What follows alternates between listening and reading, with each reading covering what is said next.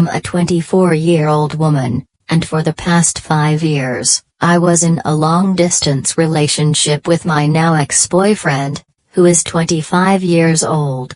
We met when we were younger, and despite the challenges of being miles apart, we worked hard to make it work, or so I thought. Last year, in July, I visited him. During that visit, I did something I'd never done before. I went through his phone.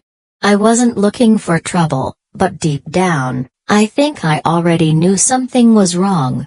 What I found shattered me. He had been cheating on me with multiple girls. Texts, photos, and even plans to meet up, it was all there. I froze. I didn't know how to process it. My first instinct was to confront him, to leave, but fear paralyzed me. The thought of being without him after all these years was unbearable.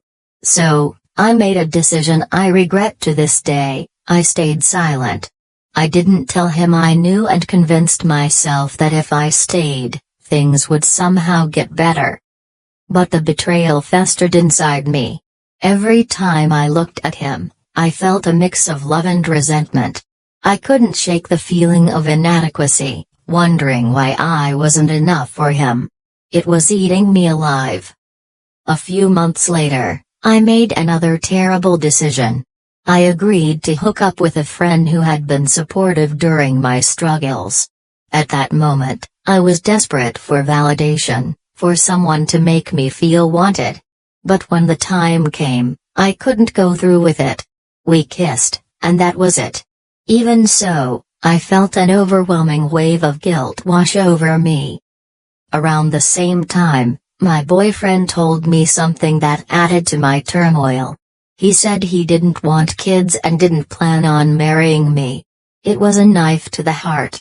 I realized we were on entirely different paths, but I was still too scared to leave him. For months, I carried the weight of both his betrayal and my mistake. Then, recently, he found out about the kiss. I don't know how, but he did.